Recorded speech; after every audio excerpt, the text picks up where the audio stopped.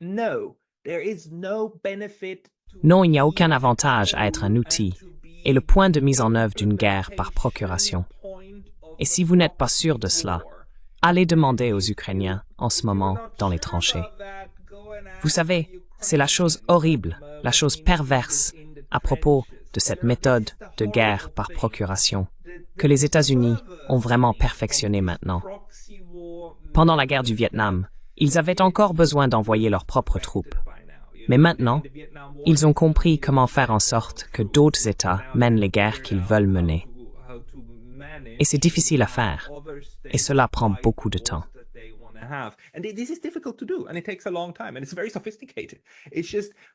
Et c'est très sophistiqué. C'est juste pour l'outil lui-même. Je veux dire, c'est un outil. Personne ne se soucie du marteau. Si le marteau se casse, le marteau se casse. Très bien, je vais en prendre un autre, n'est-ce pas? Vous ne voulez pas être l'outil. Et c'est pourquoi j'aimerais vendre plus de neutralité aux endroits, non pas dans le sens où vous ne devriez pas prendre de position ou d'action, mais vous devez être conscient d'avoir votre propre position et de défendre vos propres intérêts envers les deux côtés.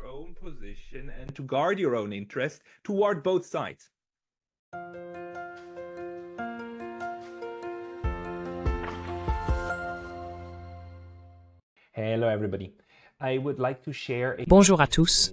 Je voudrais partager avec vous aujourd'hui une vidéo qui est une interview réalisée avec moi. Elle a été faite par deux collègues arméniens, Hovik Manucharian et Aspet Petrosyan, qui sur leur chaîne YouTube et podcast parlent régulièrement de l'Arménie et de toute la région du Caucase, de manière plus générale. Je vous encourage à vous abonner à leur chaîne. Ils y font également un travail très intéressant. Ils étaient intéressés par la neutralité, alors nous en avons parlé pendant environ 1 heure. Voici.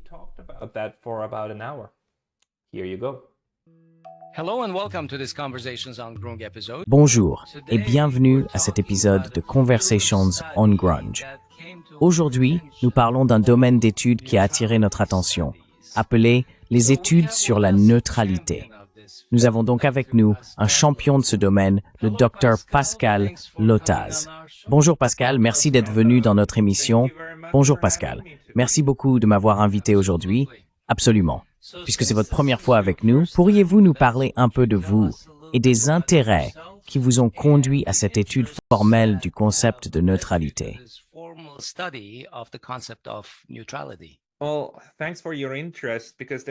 Eh bien, merci pour votre intérêt, car il n'y a pas beaucoup de gens qui veulent parler de neutralité, mais je suis toujours heureux de le faire. Je m'appelle Pascal Lotaz. Je suis citoyen suisse, mais je vis depuis plus de 10 ans au Japon. Je suis venu ici il y a un certain temps pour faire mon master et mon doctorat. Pendant mon doctorat, à l'Institut national des études politiques à Tokyo, j'ai travaillé pendant 4 ans sur les États neutres et le Japon pendant la Seconde Guerre mondiale. Il s'avère que personne ne s'était soucié de regarder ce que l'Espagne, la Suède et la Suisse, ce sont les 3 principaux pays que j'ai étudiés, ont fait avec le Japon pendant la Seconde Guerre mondiale, principalement sur le plan diplomatique. J'ai donc consulté les archives et examiné la correspondance diplomatique. Il s'est avéré que ces 3 pays étaient assez différents.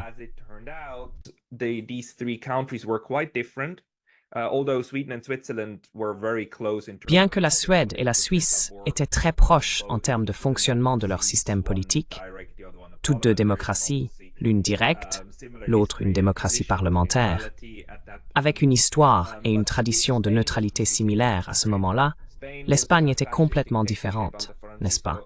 L'Espagne était une dictature fasciste sous Francisco Franco, qui venait de remporter la guerre civile espagnole. Mais l'Espagne est également restée neutre.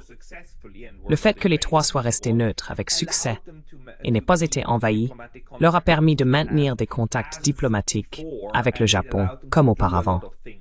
Cela leur a permis de faire beaucoup de choses, plus ou moins, en termes de connexion avec le monde extérieur et d'agir en tant qu'intermédiaire et acteur politique à part entière. And that was fascinating. So I Et c'était fascinant. En étudiant cela, j'ai réalisé que une grande partie de la discussion sur la neutralité en Suisse et en Europe en général manque un point très important, à savoir que, indépendamment du fait que vous ayez une politique de neutralité de longue date, si vous ne faites pas partie d'un conflit, vous devenez neutre, même dans un sens analytique. Et cela vous permet de faire des choses. C'est quelque chose sur lequel j'ai décidé de me concentrer une fois mon doctorat terminé et de développer ce domaine des études sur la neutralité, parce que personne n'examine systématiquement ces États qui essayent de rester des tiers, vous savez, qui essaient de rester systématiquement à l'écart.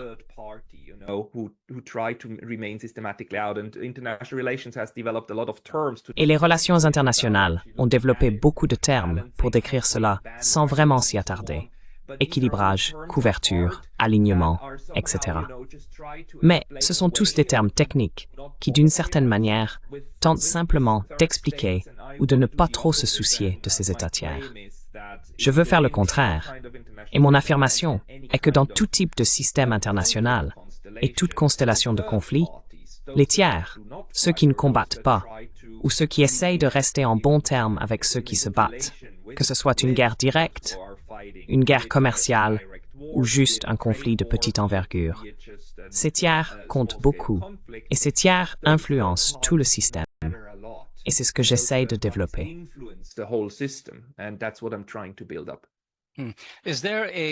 Existe-t-il une base théorique formelle pour les études de neutralité et quand a-t-elle été introduite et nommée?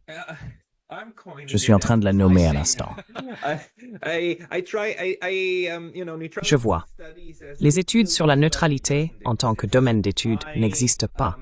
J'ai un projet de recherche que j'ai d'abord mis en œuvre pendant 3 ans à l'université Waseda à Tokyo et maintenant depuis 5 ans à l'université de Kyoto. Je l'appelle étude sur la neutralité parce qu'il permet aux gens de se concentrer systématiquement sur les États tiers.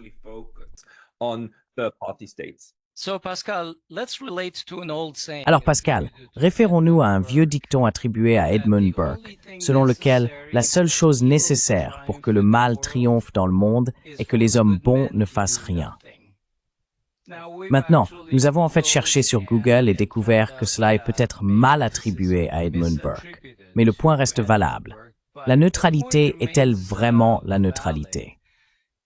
Êtes-vous vraiment neutre si vous restez assis et regardez vos voisins commettre un génocide?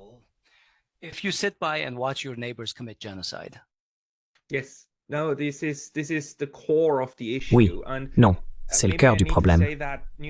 Et peut-être que je dois dire que la neutralité dans un monde dominé par le bien et le mal, si ce sont les seuls 2 pôles que vous avez, alors la neutralité ne peut pas exister. Il n'y a pas d'espace conceptuel. Donc dès que nous encadrons le monde international en termes de théorie de la guerre juste, où quelqu'un est toujours mauvais et quelqu'un est toujours bon, alors vous ne pouvez pas être neutre. C'est aussi pourquoi, au Moyen Âge, et dans les discussions, par exemple, sur les croisades, dans le cadre du bon christianisme contre les païens mauvais, il n'y a pas de neutralité. Mais si la politique mondiale, et en général les relations entre les gens, sont encadrées de manière plus réaliste, et pas réaliste, j'entends, comme Machiavel, Clausewitz, et des personnes qui décrivent simplement comment fonctionne la politique de pouvoir.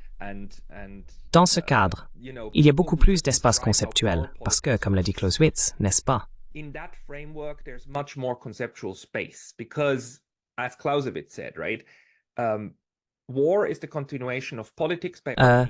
La guerre est la continuation de la politique par d'autres moyens. Dans ce cadre, la neutralité est la continuation de la politique par les mêmes moyens.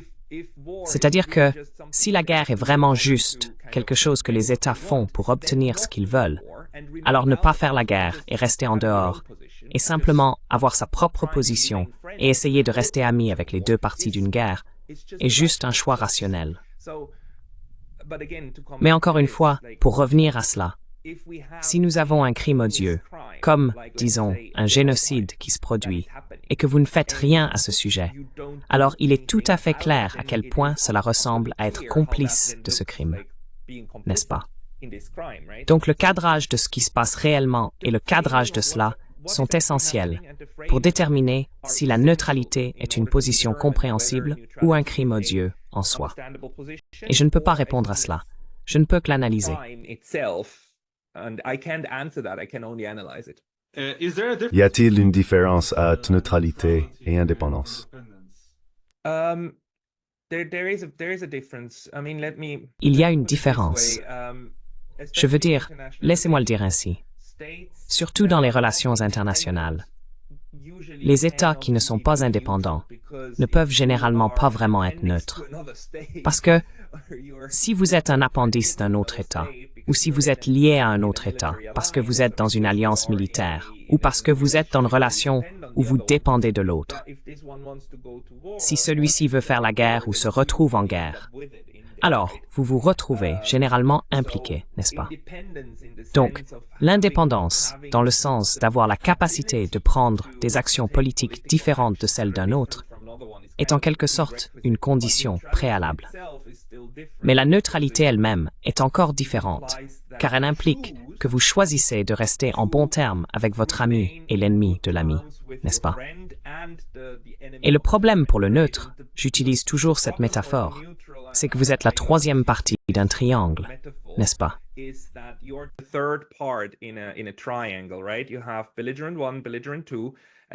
Vous avez le belligérant 1, le belligérant 2, et cela peut aussi être une guerre commerciale ou autre, et vous êtes la troisième partie dans le triangle. Le fait que vous essayiez de rester en bons termes avec les deux, alors qu'ils sont en guerre l'un contre l'autre, entraînera automatiquement ces deux pôles à essayer de vous attirer de leur côté ou de vous éloigner de l'autre, n'est-ce pas? Et c'est ce que nous voyons actuellement. Les sanctions secondaires des États-Unis sont imposées aux États ou aux entreprises qui ne se conforment pas aux sanctions américaines, même si les entreprises sont en dehors de la juridiction américaine. C'est un mécanisme typique pour essayer de pousser les États neutres dans la guerre entre la Russie et l'Ukraine de leur côté ou loin de l'autre. C'est un problème typique dans toute constellation de conflits que les neutres soient poussés et tirés par les deux côtés parce qu'ils ne sont pas complètement dans un camp ou l'autre.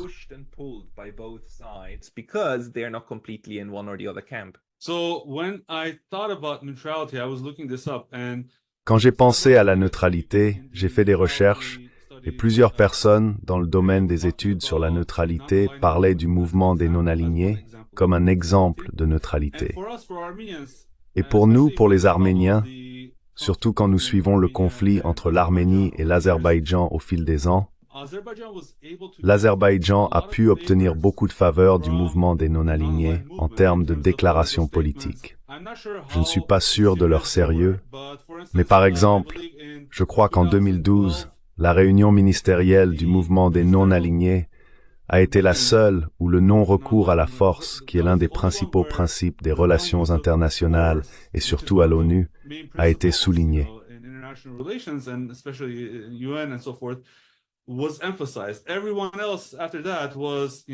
Tout le monde après cela parlait de l'intégrité territoriale de l'Azerbaïdjan, et ainsi de suite. Alors n'est-ce pas un cas où la supposée neutralité sous la forme de ce mouvement des non-alignés devient en réalité un bloc qui peut faire pression sur l'Arménie pour qu'elle prenne des mesures? Et comment évalueriez-vous l'expérience de ce mouvement des non-alignés en tant qu'organisation internationale dans la pratique de la neutralité? Et vous savez le résultat final que nous avons jusqu'à présent. Je ne suis pas sûr s'il y a d'autres exemples, mais je connais juste celui-ci parce qu'il nous était particulier.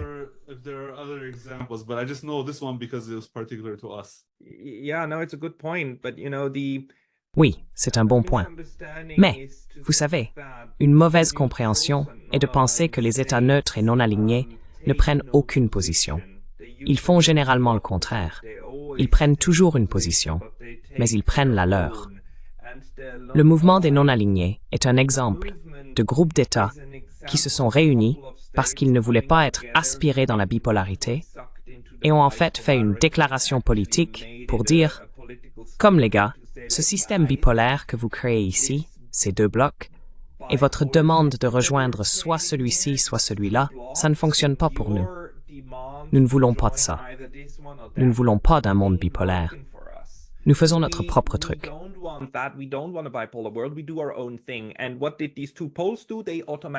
Et qu'ont fait ces deux pôles? Ils l'ont automatiquement encadré dans leur conceptualisation. Ils se disent « Oh, si vous n'êtes ni avec nous, ni avec l'autre, alors vous êtes un troisième pôle, vous êtes l'autre. » Et le non-alignement a dit « Non, pas vraiment. Nous sommes juste quelques pays qui ne veulent pas participer à ce BS bipolaire. » Et c'est pourquoi vous trouvez aussi au sein du mouvement des non-alignés certains principes, mais ils sont très lâches. Et le mouvement des non-alignés lui-même est très très lâche.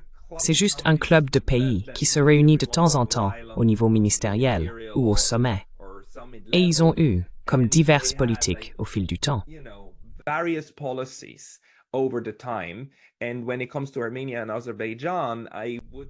Et en ce qui concerne l'Arménie et l'Azerbaïdjan, je pense qu'une chose est qu'ils étaient très anticoloniaux dans l'esprit, ce qui est l'une des raisons pour lesquelles beaucoup de ces pays s'accrochent tellement à l'idée de l'intégrité territoriale, car c'est en quelque sorte ancré dans beaucoup d'entre eux qui ont été anciennement colonisés, que l'intégrité territoriale et l'autonomie sont très importantes pour eux.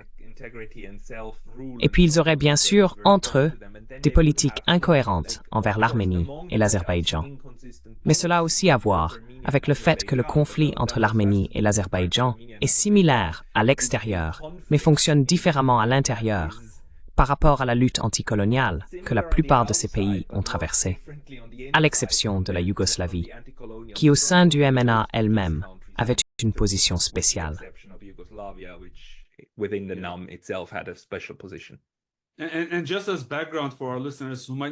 Et juste pour donner un peu de contexte à nos auditeurs qui pourraient ne pas être au courant, l'Arménie faisait partie ou fait toujours partie de l'OTSC, qui est une alliance défensive mise en place par la Russie.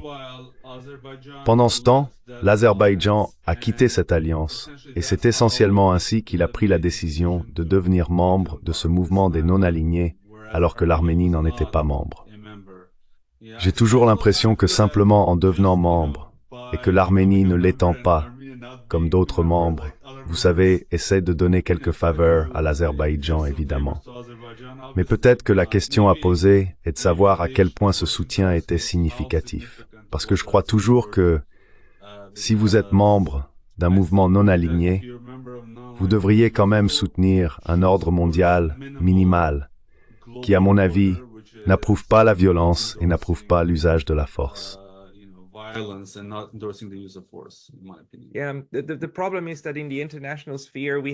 Le problème est que dans la sphère internationale, nous avons des concepts concurrents, n'est-ce pas? Et nous pouvons voir comment même ceux qui prétendent défendre l'ordre international fondé sur des règles sont ceux qui déploient toujours stratégiquement celui qui est le plus avantageux. Si, dans le cas du Kosovo, l'indépendance et l'autonomie des populations sont le mot d'ordre, alors nous optons pour cela. Mais si, dans le cas de l'Ukraine et du Donbass, l'intégrité territoriale est meilleure pour nous, alors nous choisissons ce principe.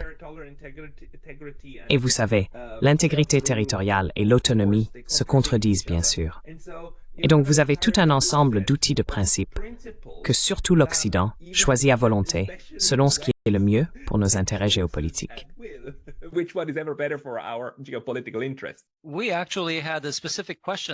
Nous avons en fait eu une question spécifique dans ce domaine, parce que nous avons la situation de deux principes internationaux qui semblent être en conflit l'un avec l'autre, celui de l'intégrité territoriale et le principe de l'autodétermination.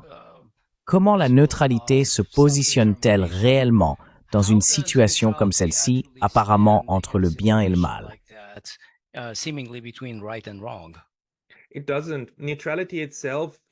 La neutralité elle-même n'est pas un concept qui a une existence métaphysique, n'est-ce pas?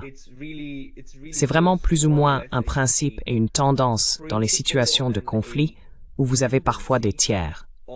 Vous avez toujours des acteurs qui sont connectés aux parties en conflit, mais qui ne veulent pas eux-mêmes en faire partie, car cela n'a aucun sens pour eux de choisir. Et, vous savez, l'Arménie et l'Azerbaïdjan sont en fait un bon exemple. Je veux dire, lequel le Japon a-t-il choisi? Lequel le Japon a-t-il soutenu? Le Japon ne soutient aucun d'eux, parce que le Japon ne comprend même pas vraiment de quoi il s'agit, n'a aucun intérêt dans cette affaire et ne veut pas y être entraîné.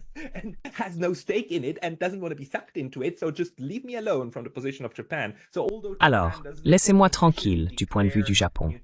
Bien que le Japon ne déclare pas officiellement sa neutralité dans le conflit lui-même, il est plus ou moins un acteur tiers et essaiera naturellement d'interagir avec les deux parties, parce que pourquoi pas, tout en ne prenant pas position sur le conflit réel. Cela se produit régulièrement et cela se produit également dans les relations interpersonnelles. Si vous deux vous disputiez et me demandiez, j'essaierais naturellement d'être gentil avec vous deux et de comprendre ce qui se passe, n'est-ce pas? C'est une tendance des systèmes de conflit à produire des tiers neutres dans ce sens.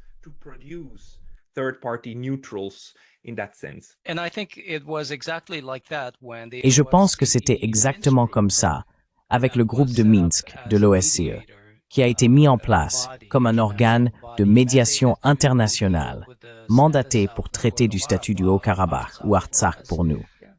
Pendant 30 ans, ils ont essentiellement repoussé la question du statut de l'Artsakh, parce qu'il n'y a ni bien ni mal, mais il n'y a absolument aucune solution tant que quelqu'un ne décide pas quel camp va l'emporter. Ainsi, l'état de neutralité a perduré jusqu'à ce qu'il ne puisse plus, se terminant finalement par la guerre.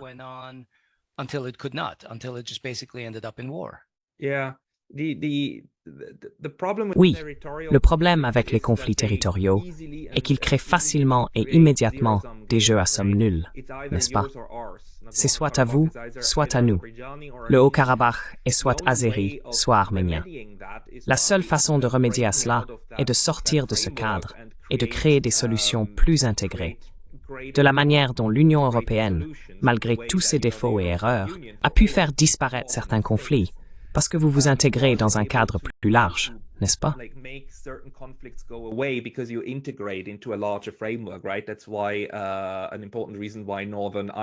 C'est une raison importante pour laquelle l'Irlande du Nord a cessé d'être un problème, car l'Irlande et le Royaume-Uni sont tous deux devenus membres de l'Union européenne, ce qui a créé une union douanière. Cela a permis à l'île de fonctionner naturellement. L'intégration dans un ensemble plus vaste pour coopérer est quelque chose qui serait nécessaire pour une solution équitable au conflit, mais c'est loin d'arriver. La position de neutralité là-bas, bien sûr, n'aide pas à résoudre la situation. Si des États tiers restent neutres, la seule chose que cela fait est de ne pas ajouter plus de combustible au feu. Si vous regardez ce qui se passe en Ukraine, l'un de mes arguments est que si des forces étrangères n'étaient pas intervenues des deux côtés dans le conflit interne de l'Ukraine, nous ne serions jamais arrivés à cette guerre énorme et problématique. Si l'Occident n'avait pas essayé d'influencer Kiev en 2014, et si la Russie n'avait pas fourni des armes aux rebelles de l'Est, et si l'Occident n'avait pas ajouté plus d'armes à cela, alors nous n'aurions pas ce conflit structurel énorme qui est maintenant vraiment sur le point de détruire l'ensemble de l'Ukraine.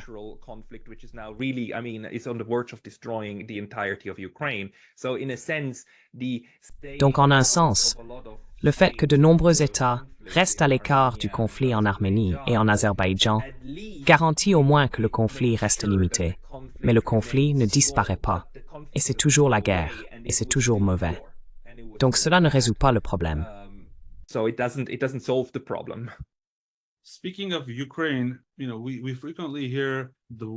En parlant de l'Ukraine, on entend souvent que la guerre en Ukraine pourrait annoncer un nouveau monde multipolaire. Je n'ai pas vu de définition claire de ce que signifie le monde multipolaire et quelles en seraient les caractéristiques. Par exemple, y aurait-il plus ou moins de paix? De plus, les systèmes de valeurs et le fait qu'il n'y ait pas de système de valeurs global imposé, un monde multipolaire pourrait permettre plus de variance et de diversité en termes de systèmes de valeurs locaux. Qu'en pensez-vous et comment pourrions-nous savoir que le monde multipolaire est là?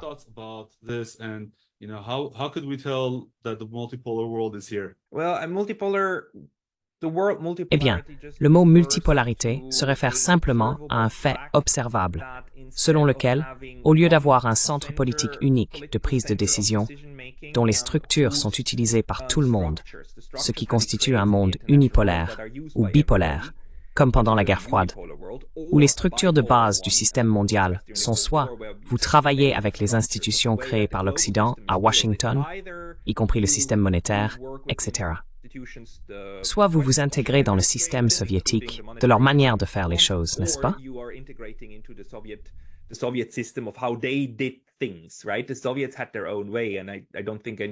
Les soviétiques avaient leur propre manière, et je ne pense pas avoir besoin de vous dire que c'était différent. C'est comme l'économie qui fonctionnait différemment, le commerce qui fonctionnait différemment, et les canaux de communication qui fonctionnaient différemment. Mais ils fonctionnaient. Ils ont fonctionné jusqu'à ce qu'ils cessent de fonctionner. Mais ils ont fonctionné. Et c'est pareil pour l'Occident. Un monde multipolaire fait alors référence à avoir au moins plus de deux de ces options et avoir d'autres possibilités où la communication, l'économie, le commerce, l'éducation, etc. peuvent se produire et se produisent, et que vous passez par plusieurs nœuds, n'est-ce pas? Et en termes de projection de puissance, vous avez plus que deux pays capables de faire la guerre. Parce que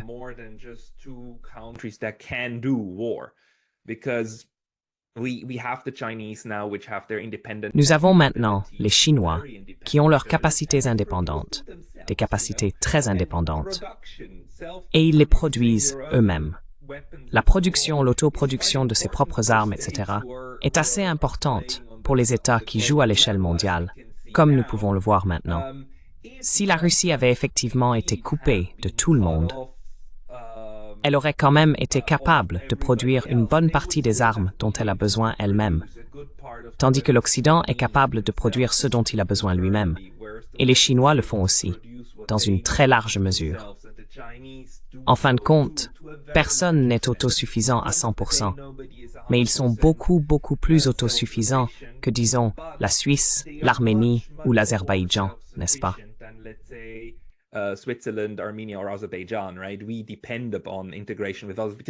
Nous dépendons de l'intégration avec les autres parce que nous sommes tout simplement trop petits. Nous ne pouvons tout simplement pas le faire nous-mêmes. Et la multipolarité se réfère alors à ces deux phénomènes. Vous avez plus que deux groupes, des États capables militairement, et vous avez plusieurs structures qu'ils construisent. Et cela, bien sûr, a un grand potentiel de conflit. Mais ce que nous avons vu par le passé, c'est que même la bipolarité et l'unipolarité n'étaient pas des structures qui apportaient la paix. Pas du tout. Je veux dire, il y a maintenant de très bonnes recherches académiques qui montrent que les États-Unis sont intervenus davantage à l'international, je veux dire à l'étranger, dans des interventions étrangères plus après 1945 qu'avant.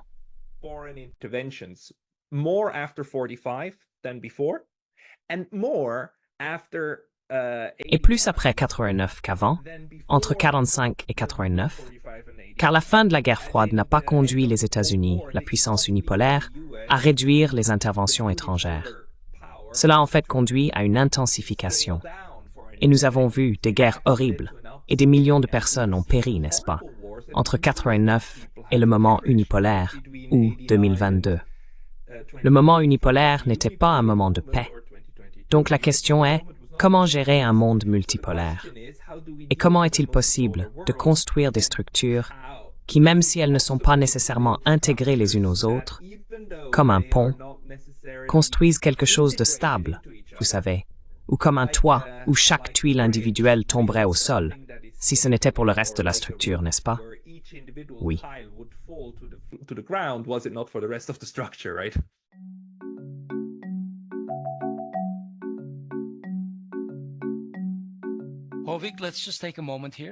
Ovig, prenons un moment ici. Nous aimerions rappeler à nos auditeurs de se rendre sur notre page de dons, podcast.grunge.org/donate, ou simplement d'aller sur podcasts.grung.org, où il y a un lien pour faire un don. Envisagez de nous offrir un café, ou mieux encore, devenez un membre régulier de Grung via notre lien Patreon et donnez mensuellement.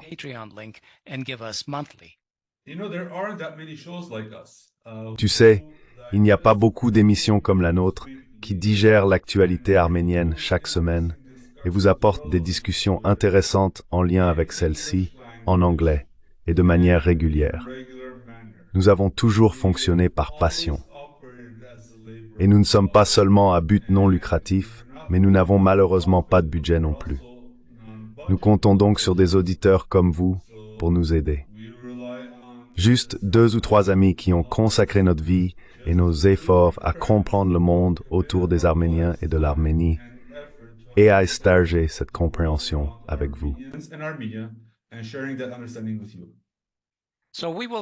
Nous continuerons donc à faire notre travail comme nous l'avons toujours fait, mais votre soutien nous aidera à étendre notre portée à davantage de personnes intéressées par les affaires arméniennes dans le monde entier.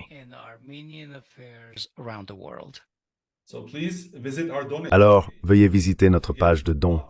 Encore une fois, podcast.grunge.org, donate et envisagez de nous soutenir. Merci d'avance. Nous apprécions que vous nous écoutiez et nous prenons cette confiance et votre soutien très au sérieux. Si.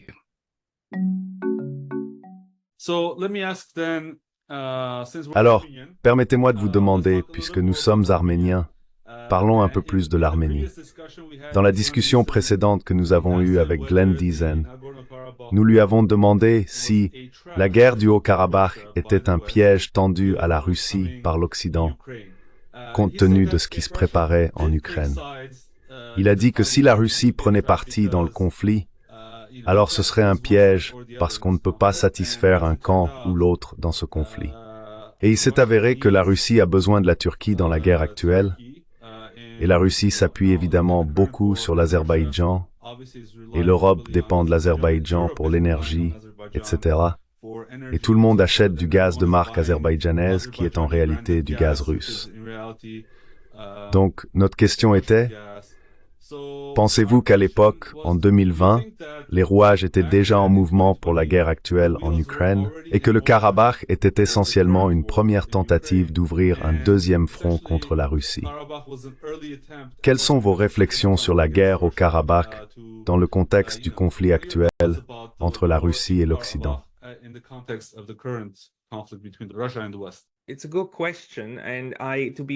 C'est une bonne question. Et pour être honnête, je ne sais pas assez sur ce qui s'est passé en Arménie et en Azerbaïdjan, par exemple, en ce qui concerne les ONG, si le National Endowment for Democracy, etc., a parrainé beaucoup d'activités ou non. La seule chose que nous pouvons dire, c'est que le conflit entre l'Arménie et l'Azerbaïdjan dure depuis plus de 30 ans, n'est-ce pas? Celui-ci était en suspens, comme vous l'avez dit, et tout le monde comprenait qu'il n'était pas résolu. Et en quelque sorte, tout le monde comprenait qu'à un moment donné, cela allait probablement s'enflammer à nouveau, n'est-ce pas? C'est comme, d'une manière ou d'une autre, dès que l'Arménie et l'Azerbaïdjan sont sortis de l'Union soviétique, la structure commune a disparu, et ce problème est devenu énorme, n'est-ce pas?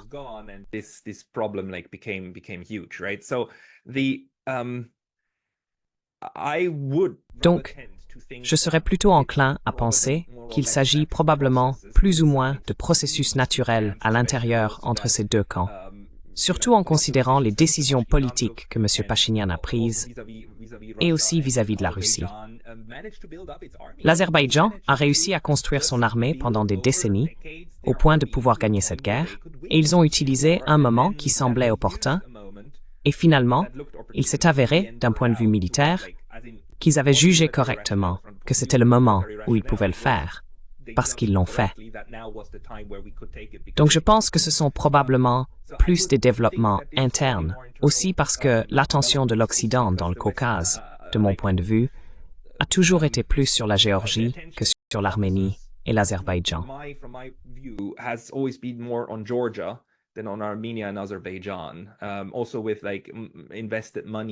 De plus, avec l'argent investi en Géorgie et les campagnes d'influence, la Géorgie prend un rôle plus important.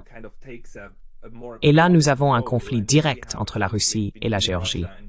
Alors qu'en Arménie et en Azerbaïdjan, c'est un moment typique où la Russie ne voulait pas vraiment prendre parti. La Russie elle-même est en quelque sorte un acteur neutre, bien qu'elle soit avec l'Arménie dans le cadre d'une alliance essentiellement défensive. Mais pour des raisons politiques réelles, elle avait tout intérêt à ne pas prendre parti, ou seulement si la situation l'exigeait. Mais comme M. Pachinian ne voulait même pas d'une intervention russe, Vladimir Poutine a dit « Que dois-je faire? Que dois-je faire ?» Ils n'en veulent pas.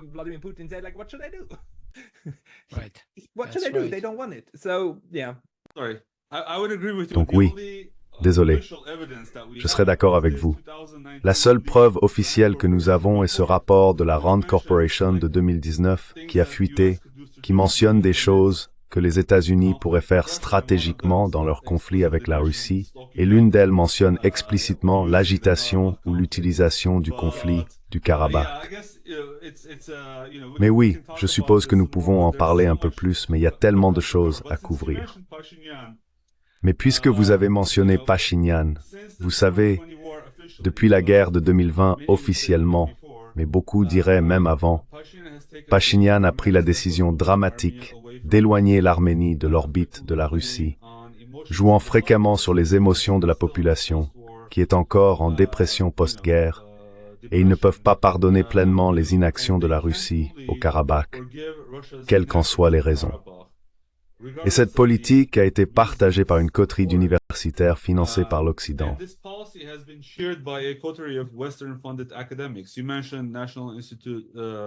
Vous avez mentionné le National Endowment for Democracy.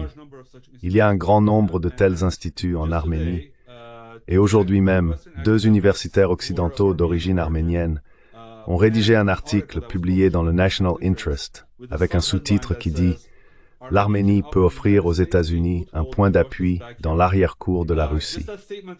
Rien que cette déclaration semble offrir l'Arménie essentiellement comme un outil dans la lutte entre la Russie et l'Occident. Pendant ce temps, Ospet et moi sommes presque fatigués de poser cette question. Quel est le bénéfice pour l'Arménie dans ce calcul? Mais de nombreux analystes s'accordent à dire que c'est essentiellement ce qui se passe. L'Occident utilise l'Arménie comme un outil, et encore une fois, nous ne voyons pas le bénéfice. Voyez-vous un avantage pour l'Arménie à devenir un point d'appui des États-Unis contre la Russie? Ou en fait, si je peux ajouter, y a-t-il un chemin vers la neutralité à partir de la situation actuelle de l'Arménie? Je veux dire, juste pour répondre à votre question, Ovik, non. Il n'y a aucun avantage à être un outil et à être le point d'implémentation d'une guerre par procuration. Et si vous n'êtes pas sûr de cela, allez demander aux Ukrainiens en ce moment dans les tranchées. Vous savez, c'est la chose horrible, la chose perverse à propos de cette méthode de guerre par procuration que les États-Unis ont vraiment perfectionnée maintenant. Pendant la guerre du Vietnam, ils avaient encore besoin d'envoyer leurs propres troupes, mais maintenant ils ont compris comment faire en sorte que d'autres États mènent les guerres qu'ils veulent mener. Et c'est difficile à faire, cela prend beaucoup de temps, et c'est très sophistiqué. C'est juste pour l'outil lui-même. Je veux dire, c'est un outil.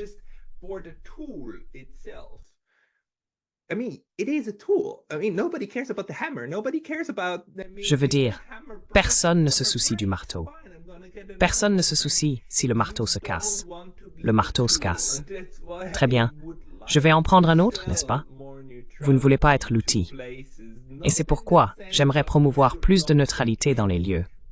Non pas dans le sens où vous ne devriez pas prendre de position ou d'action, mais vous devez être conscient qu'il est préférable d'avoir votre propre position et de protéger vos propres intérêts envers les deux côtés. C'est en fait quelque chose que je pense que le gouvernement géorgien actuel essaie de faire. Le gouvernement du rêve géorgien. Car d'une part, ils ont encore 2 de leurs territoires occupés par la Russie, et ils n'ont pas de relations diplomatiques avec la Russie.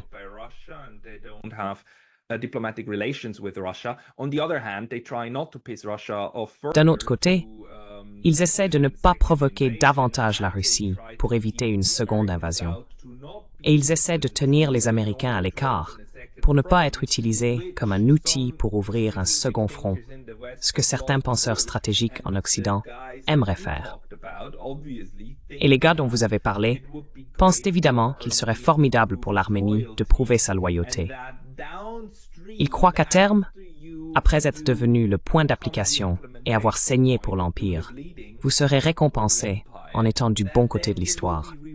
Dans les livres d'histoire, il sera toujours dit quelque chose comme « l'Arménie était là quand tout a changé » et « l'Arménie a sauvé l'Europe » et « l'Arménie a sauvé l'Occident ». Je pense que c'est ce qui traverse l'esprit de ces gens.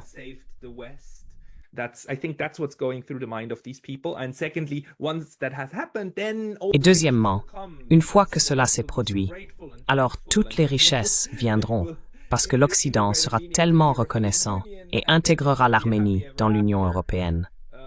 Et ensuite, ce sera le conte de fées avec des BMW dorés et des Tesla, n'est-ce pas? Et je peux vous assurer que ce n'est pas ce qui va se passer. Ce n'est pas ce que vous faites avec des outils. Vous ne les mettez pas dans une Tesla, vous les remettez dans l'abri d'où ils viennent. Alors ne soyez utilisés par personne, ni par la Russie, ni par les Américains. Faites votre propre chose qui a du sens sur le plan du pouvoir politique, car alors vous avez les meilleures chances d'obtenir réellement quelque chose, que ce soit une Tesla, une BMW ou une BYD chinoise, qui sont des voitures fantastiques, et utilisez-les les uns contre les autres.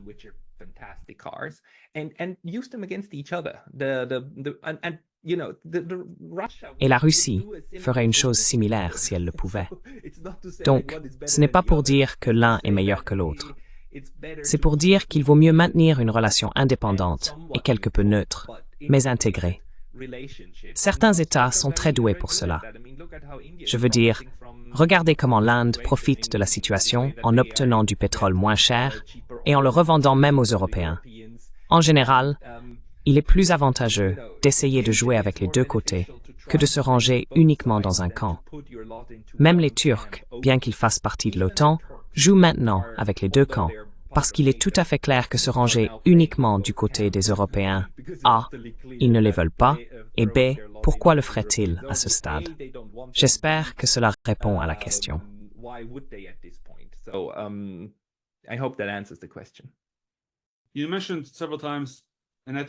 Vous avez mentionné plusieurs fois, et je pense que nous avons abordé cette question des différentes institutions et de la multipolarité.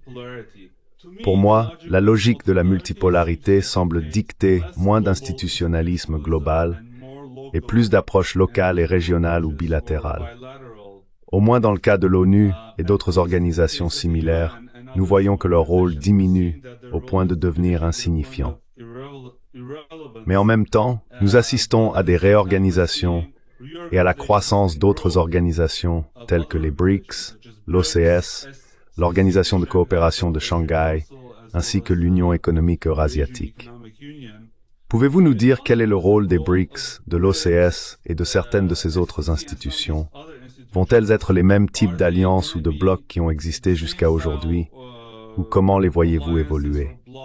Et aussi, plus d'informations sur chacune d'elles. Pourquoi en avons-nous besoin de deux? Et y a-t-il de la place pour d'autres également?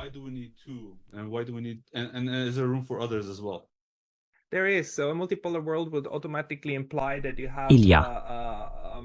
Donc un monde multipolaire impliquerait automatiquement que vous ayez plusieurs organisations et plusieurs structures et réseaux qui en apparence sont mutuellement exclusifs. Mais en fait, ils commenceront à travailler ensemble. Et nous pouvons déjà voir comment cela se passe, n'est-ce pas?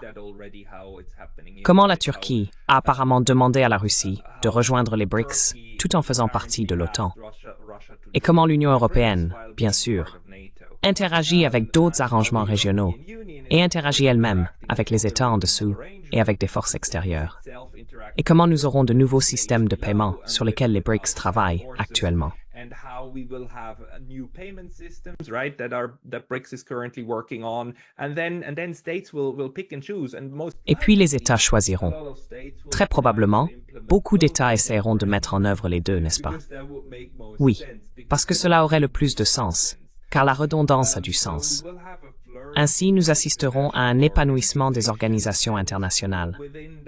Dans ce cadre, l'ONU deviendra probablement l'une des plusieurs organisations internationales qui font des choses. L'idée de l'ONU, au début, était d'être un gouvernement mondial, n'est-ce pas?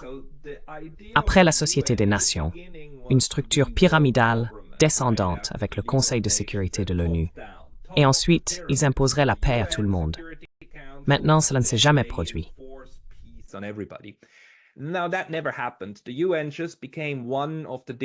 L'ONU est devenue l'une des différentes organisations parmi d'autres, et elle le restera probablement. Car l'une des choses est que même si nous la qualifions d'irrélevante, elle n'est irrélevante que dans le sens où elle n'est pas capable d'imposer cette structure. Mais la Chine dit que nous voulons travailler sur le système international par le biais de l'ONU. La Russie le dit, les États-Unis le disent, l'ULMA le dit. Je veux dire, l'un des seuls consensus que nous avons encore est que tout le monde dit que nous adhérons à la charte de l'ONU. Ce qui est en fait une bonne chose, n'est-ce pas? Cela nous ancre. Cela nous donne une compréhension commune de ce que nous cherchons réellement à atteindre. Ensuite, ils l'appliquent différemment et l'interprètent différemment.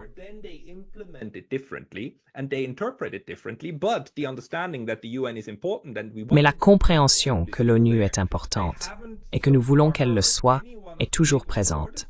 Je n'ai pas encore entendu les grands ou les petits dire, par exemple, que nous allons quitter cette foutue ONU et ensuite nous combattrons cet empire du mal. Ce n'est pas ce que nous entendons. Nous entendons plutôt différentes versions de la même idée au sein de différents types de structures. Et les BRICS en sont une. Mais les BRICS sont une structure lâche, tout comme le G7. Et vous pouvez voir comment les BRICS essayent d'unir même des ennemis, n'est-ce pas? L'année dernière, ils ont invité en même temps l'Iran et l'Arabie saoudite. Ils combinent la Chine et l'Inde. Et n'oublions pas que la Chine et l'Inde ont d'énormes différends territoriaux, n'est-ce pas?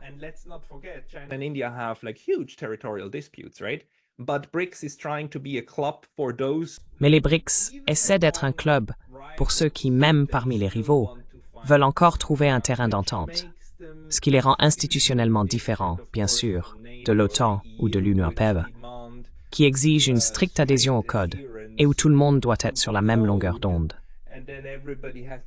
Les BRICS, c'est comme nous pouvons être sur des pages différentes sur certains points, mais nous pouvons toujours coopérer et c'est toujours globalement bénéfique, n'est-ce pas? Donc c'est une philosophie et une mentalité un peu différentes derrière ces institutions, mais nous en verrons plutôt plus. Et aussi l'Organisation de coopération de Shanghai. Les États auront simplement plusieurs débouchés et ce sera beaucoup plus animé et non canalisé à travers une seule institution.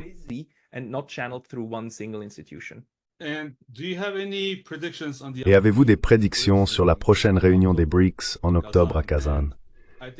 Je pense que l'un des principaux thèmes ou sujets abordés sera cette dédollarisation ou une monnaie commune des BRICS qui pourrait émerger. Avez-vous des réflexions à ce sujet? Je doute que les BRICS créent leur propre monnaie, car cela rendrait les choses inutilement compliquées. C'est déjà compliqué. Il est donc plus logique qu'ils essayent de travailler avec une sorte de panier de devises afin d'avoir une monnaie commune. La monnaie a 3 fonctions, n'est-ce pas? Unité de compte, réserve de valeur et moyen d'échange, universellement accepté depuis Platon, en gros. Et l'une des premières choses que vous voudriez est une unité de compte commune, afin de ne pas avoir à tout convertir en dollars américains, pour avoir une compréhension commune du coût des choses.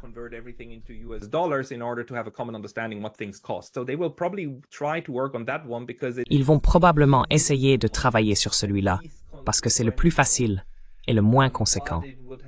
Mais cela aurait un impact sur la perception. Donc c'est mon hypothèse sur leur direction. L'autre chose que je peux dire, c'est que nous savons maintenant de Vladimir Poutine, d'après ce qu'il a dit récemment, que les BRICS travaillent sur un nouveau statut de membre. Et cela a du sens, parce que les BRICS rencontrent maintenant le problème de devenir trop grands. Vous savez, quand vous n'êtes que 5 États, il est facile de fonctionner sur un principe de consensus. Je veux dire, même pour 5 États, il est difficile d'obtenir un consensus, mais c'est encore faisable.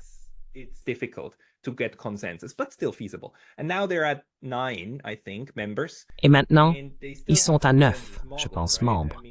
Et ils ont toujours un modèle de consensus, n'est-ce pas? Je veux dire, tout le monde doit être d'accord pour que quelque chose se passe. Et s'ils passent à 34, pour lesquels ils ont maintenant des candidatures, cela deviendra presque ingérable. Donc soit ils doivent changer quelque chose dans leur façon de prendre des décisions, soit ils doivent créer une relation plus souple avec les autres. Et il semble qu'ils prennent la deuxième voie et essaient d'avoir quelque chose comme une adhésion allégée. Nous verrons ce que cela donne. Mais les BRICS ont beaucoup grandi conceptuellement et avec leurs membres. Et maintenant, ils doivent gérer les conséquences de cela.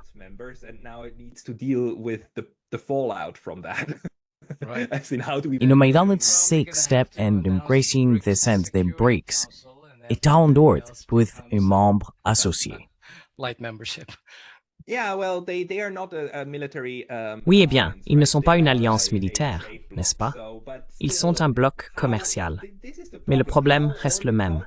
Comment nous organiser pour rester agiles, avoir un impact et ne pas se dégrader en une sorte d'ONU qui est institutionnellement bloquée. En gros, ils ne peuvent prendre aucune décision, ou en un club sans importance. Vous savez, juste un accord commercial. Vous voulez être plus que cela, mais pas une ONU qui ne peut pas bouger.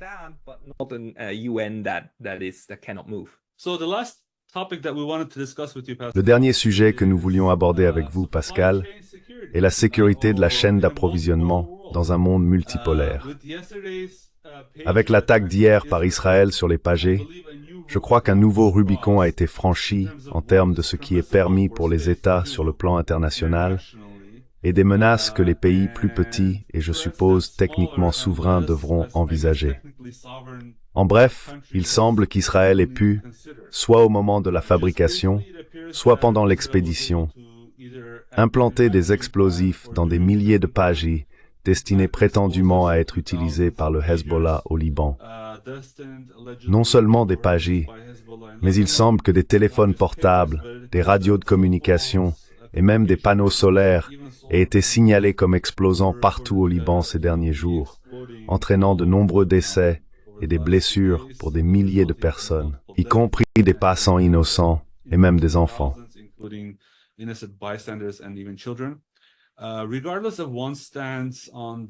Indépendamment de la position de chacun sur le conflit au Moyen-Orient, je pense que cette attaque soulève de nombreuses questions sur la sécurité des technologies de base et d'autres biens dont dépendent les pays. Je ne peux penser qu'à quelques pays qui, par exemple, seraient capables de fabriquer leurs propres téléphones portables et équipements de réseau. Alors, comment les pays ordinaires et petits obtiennent-ils l'assurance, ou vous savez, s'assurent-ils que leur équipement de réseau n'a pas de porte dérobée pour la NSA ou le Mossad, ou que leur téléphone portable n'explose pas soudainement un jour lorsque quelqu'un d'autre n'aime pas l'opinion de leurs politiciens, acteurs politiques ou révolutionnaires, peu importe comment vous les appelez.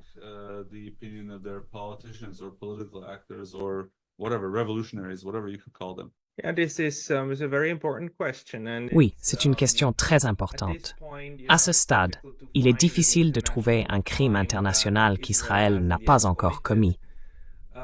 Mais celui-ci a un impact énorme, parce que je pense que nous savions tous que potentiellement nos appels Zoom pouvaient être écoutés, que nos téléphones pouvaient enregistrer ce que nous disons et l'envoyer pour analyse, n'est-ce pas? Nous étions tous conscients de cela, mais que ces choses pourraient exploser et nous tuer. Nous savions hypothétiquement que cela pourrait être le cas. Mais maintenant, nous avons vu pour la première fois un État utiliser une attaque comme celle-ci contre un adversaire comme un sabotage industriel massif. Et c'est du sabotage, n'est-ce pas? C'est un moyen de guerre très classique.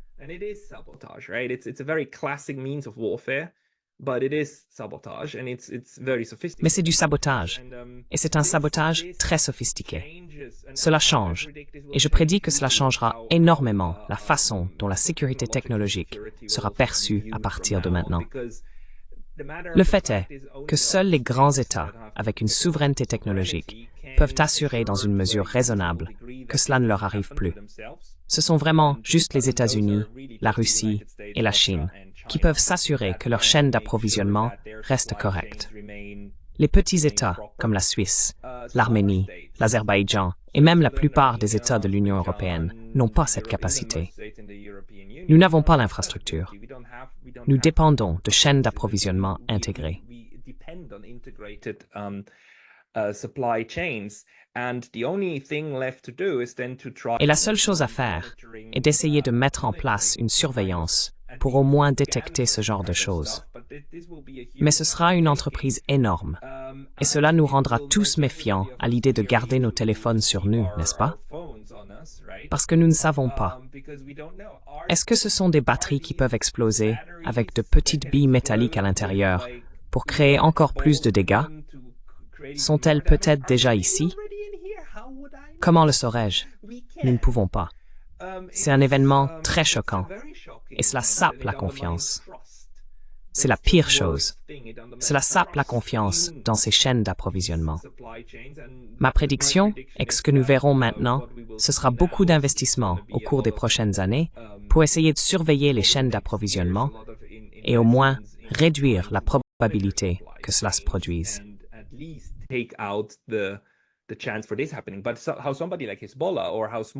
Mais comment quelqu'un comme le Hezbollah ou comment de petits États veulent faire cela? Ils n'en ont pas la capacité. Nous n'avons tout simplement pas la capacité. Donc, nous avons maintenant tous une épée de Damoclès au-dessus de nos têtes. Malheureusement. Oui, presque littéralement. C'est très effrayant. Très effrayant. Et c'est tout simplement sans précédent parce que cela change les règles du jeu. Israël, encore une fois, a changé les règles du jeu. Ce qui est intéressant, c'est que si quelque chose comme ça arrivait à Israël, nous aurions déjà une guerre totale, n'est-ce pas? C'est absolument clair. Mais pour une raison quelconque, Israël est le seul État au monde en ce moment qui a une dérogation à tout.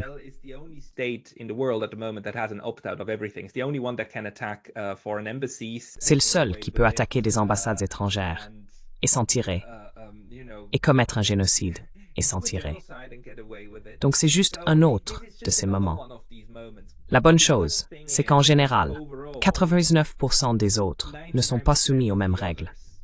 Parce que si cela devenait une règle générale, que l'on peut simplement saboter les appareils et les téléphones des uns et des autres, eh bien, vous savez, il y a beaucoup de téléphones chinois sur le marché américain. Je veux dire, si les Chinois avaient des idées, ils pourraient immédiatement nuire à beaucoup d'Américains s'ils voulaient le faire, n'est-ce pas? Ce n'est pas ce qu'ils font. Ce n'est pas le niveau auquel ces États se concurrencent en ce moment. Heureusement, heureusement.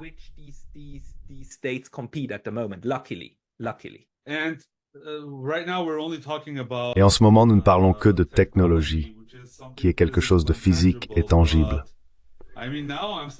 Mais je veux dire, maintenant, je commence à penser à la guerre biologique. Ce qui est possible et ce qui, Dieu nous en préserve, vous savez si cela est militarisé. Mais une autre chose qui m'intéresse, parce que vous savez, d'après mon expérience de travail dans de grandes entreprises technologiques multinationales, je sais que même à l'époque, même ces entreprises technologiques réfléchissaient à la manière de se protéger contre les menaces gouvernementales. Et en termes d'équipement de réseau physique que vous achetez, disons, d'une entreprise, et de garantir que le trafic des clients est sécurisé, etc.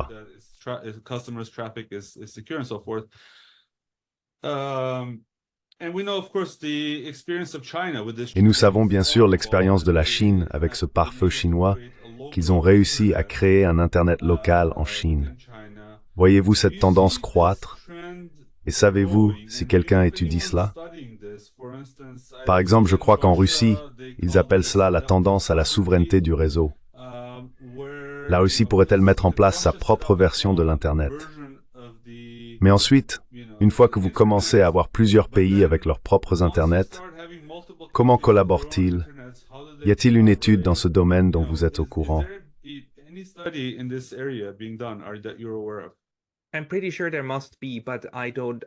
Je suis presque sûr qu'il doit y en avoir, mais je ne pourrais pas vous en indiquer un. C'est quelque chose sur lequel nous devrions faire une recherche approfondie sur Google, car je suis presque sûr que des gens doivent s'y intéresser. Cela ne fera qu'augmenter, n'est-ce pas, cette fragmentation d'Internet. Nous pouvons déjà le voir dans la façon dont, vous savez, Facebook est lui-même un microcosme d'Internet, tout comme Telegram et YouTube. Maintenant, certaines parties d'Internet sont bloquées, même dans l'Occident libre, n'est-ce pas? RT, et ainsi de suite. Internet devient de plus en plus compartimenté. et cela augmentera probablement. L'espoir que j'ai est que cela augmentera également l'incitation pour les gens à créer des contre-technologies afin de relier les bulles, n'est-ce pas?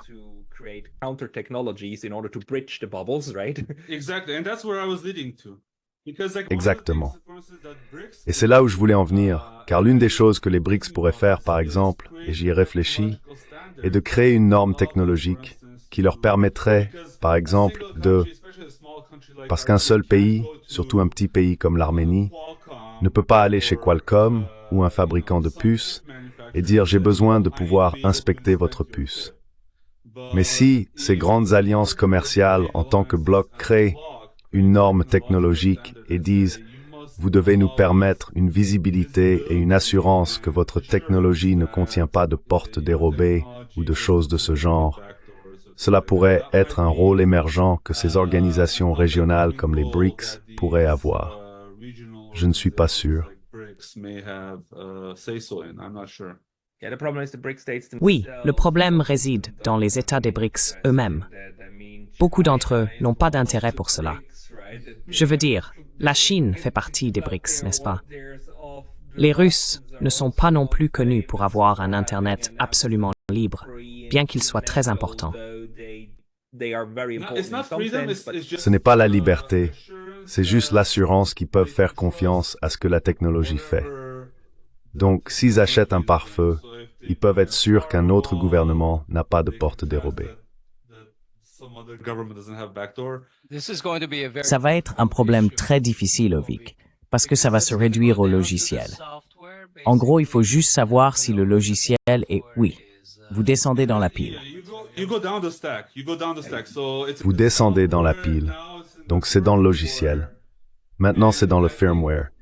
Et je pense qu'il y a ce mouvement qui dit, vous savez que le firmware devrait être open source et que vous devriez pouvoir l'inspecter. Mais ensuite, il y a un niveau matériel en dessous de cela.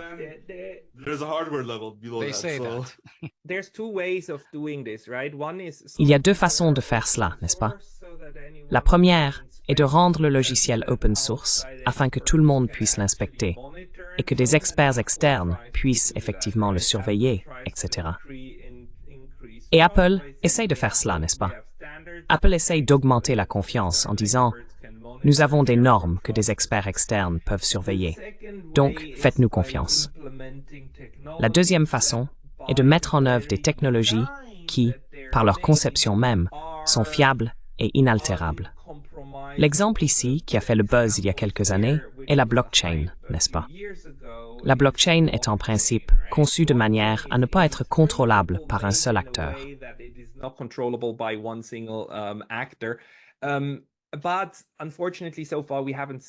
Mais malheureusement, jusqu'à présent, nous n'avons pas vu de victoire majeure pour aucune de ces technologies. Donc, la seule chose qui nous relie encore est que toute l'infrastructure informatique est construite sur les mêmes principes, qui reposent sur les adresses IP et les 1 et les 0, n'est-ce pas? Et tout ce qui est construit au-dessus devient alors propriétaire. La question est de savoir s'il y aura une technologie extérieure qui est incassable et inattaquable en principe. Même pas logiquement, même pas par des superordinateurs ou des ordinateurs quantiques, car nous entrons maintenant dans cet espace. Oui, c'est bien. Si cela se produit, alors nous avons une chance. Si cela ne se produit pas, nous devrons vivre avec un Internet fragmenté et nous devrons utiliser des VPN et espérer que les VPN fonctionneront. Mais ma prédiction est que probablement l'intérêt commun des États-Unis, de la Chine et de la Russie pour s'assurer que les VPN ne peuvent plus être utilisés comme ils le sont actuellement sera si grand qu'ils trouveront probablement des moyens de s'assurer qu'ils peuvent fragmenter encore plus l'Internet, parce qu'il s'agit de contrôle social. En fin de compte, ce que les États veulent, c'est le contrôle social sur leur population. Ils veulent que d'autres se soulèvent contre leurs dirigeants, mais pas contre les leurs. Ils essayent de jouer à ce jeu les uns contre les autres, ce qui est très ancien. C'est très ancien. Mais c'est pourquoi cela continuera.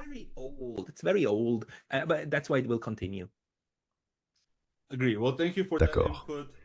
Eh bien, merci pour cette contribution et merci Pascal Lotaz d'être venu dans notre émission. Nous espérons vous revoir bientôt. Merci beaucoup.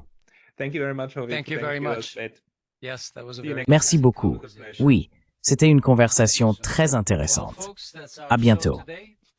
Eh bien, les amis, c'est notre émission d'aujourd'hui. L'épisode a été enregistré le 18 septembre 2024. Nous avons discuté avec le docteur Pascal Lotaz, qui est professeur associé de droit à l'Université de Kyoto au Japon. Pour plus d'informations sur lui et tous les autres participants de cette émission, essayez de consulter les notes de l'émission sur votre podcast.groom.os numéro d'épisode. Gardons à l'esprit une chose de plus.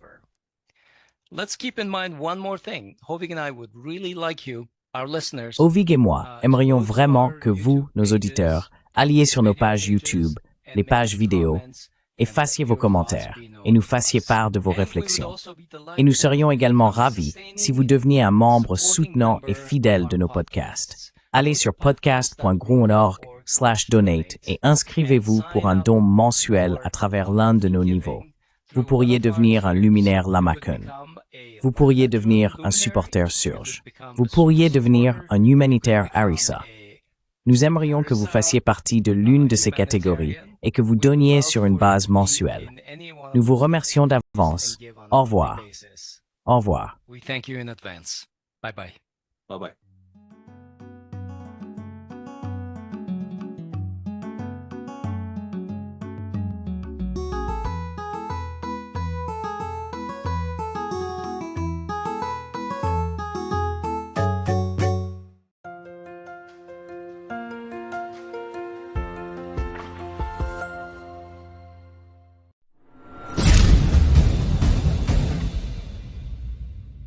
Si vous appréciez Last New Traduction, veuillez envisager de nous soutenir sur Patreon. Le lien est dans la description. Merci beaucoup.